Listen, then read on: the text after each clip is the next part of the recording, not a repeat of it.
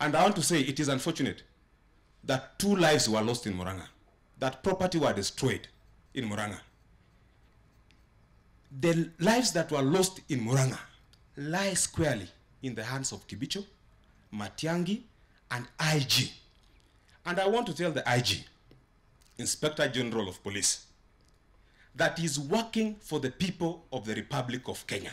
Is the Inspector General of Police who is supposed to provide security to the people of Kenya. He is not working for a militia police system for certain politicians. And he needs to decide, if IG wants to join politics, he should resign and join politics. If he wants to run as a commander of militia for certain politicians, he should resign and run a commando for certain militia. He should not mix the two, because there is a constitution in this country which must be respected. And IG, whatever is doing, because we witnessed violence in Kisii. We witnessed violence in a burial where Honorable Ndindi Nyoro was. When we went to Kajiado 2 weeks ago, the Deputy President, the county commissioner tried to stop the function in the morning. He went to the function and said there is no function. It has been said that this function should be stopped. A whole function attended by the Deputy President. We are witnessing violence facilitated by police. IG must know that this happened before, and the person who was in charge was taken to the ICC. He will not run away from what he's doing right now. He will pay for it either now or in future, because whatever he's doing is unconstitutional. And we want to say we are peace-loving citizens.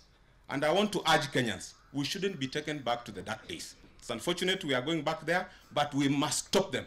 We must not go back there. Tunataka kumwambia IG, uliapishwa ukiwa peke yako. Umepewa kazi to work as independent. And if you do not know the meaning of independent, I can give you a dictionary. He is supposed to work without listening to any other outside forces. Na nimwambie IG, boss yako ni rais wa Kenya na raia. Matiangi is not your boss. You are an independent person. Stop taking instructions from Matiangi, kwa sababu hii Kenya tumeenda mbali sana. Mara ya mwisho tulisikia polisi wanaenda kutoa watu kanisani ilikuwa miaka 23 karibu 30 katika wakati wa multipartyism 1992.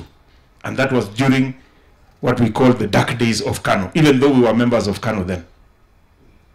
But even then, the policemen never ever entered a church and told people to leave. In Muranga, we saw the OCS or whoever he was go up to the pulpit and pick the microphone and say, watu watoke kwa kanisa. On top of that, they tear gassed worshippers. Just to ask the IG, Bwana IG, ICC is beckoning. ICC is calling you. Unfortunately, the people who are using you today will not be with you. You will be there to answer as an individual.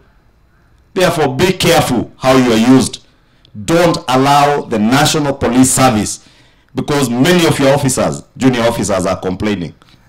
The divisions in the police force today are dangerous for this country, because you have allowed politics to take root in our police service. Our police service, we transform it from being a force so that it serves everybody fairly and in line with the laws of our republic, not to serve masters in the office of the president. Kwa hivyo tuwaambie na tuache kudanganyana. Na IG, tafadhali wachana na mahasla. Stop going for innocent young men. Go for the real culprits. The police force ni utumishi kwa Wakenya wote. An independent institution, constitutional institution. But now, we are seeing a dangerous trend where the same police force is being used like a militia to propagate political intolerance in this country. And we know the people who will take responsibility. Kenyans are watching. They might propagate whatever amount of propaganda, turning victims, into perpetrators. But we know the truth. Kenyans know the truth.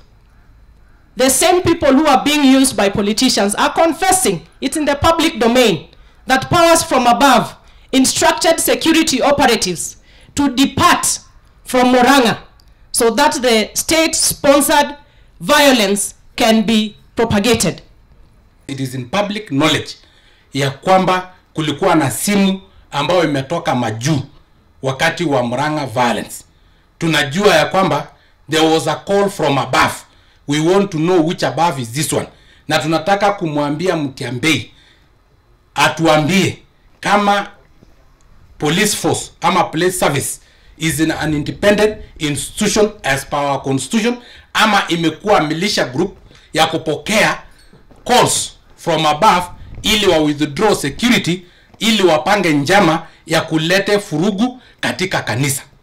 I'm telling you, the last time sisi tuliona tear gas imerushwa kwa kanisa ilikuwa 25 years ago wakati wa Moi, na hata hao askari yenye walirusha tear gas kwa kanisa walirusha tu na wakatoroka, hawakuingia ndani ya kanisa. Katika karne hii na katika constitution hii tumeona watu wamerusha tear gas, hawana aibu, wakaingia mpaka ndani ya kanisa wakiwa na kraoni ya serikali na kuchukua mic kama hii na kuoda wananchi watoke wasiabudu katika kanisa. Kwani inji hii imekuwa ya kuabudu nani? Inji hii yani when did we reach there as a country? When? Na tunataka leo kuambia Inspector of Police, kumbuka your predecessor ambao alikuwa anaitwa Ali alitumiwa, baadaye alisimama bila uniform huko Hague. Kumbuka hata wewe tunakuangalia. It is baffling that anybody can actually say that there was a scheme for the police not to be present to facilitate violence in Muranga. That is tragic. That it was actually premeditated that there should be violence for whatever reason. And I want to say, please, let us use all other forms of competition. Violence should be out of reach of any political competition, and it must not be in the metrics and must not be in the equation of the politics of our nation.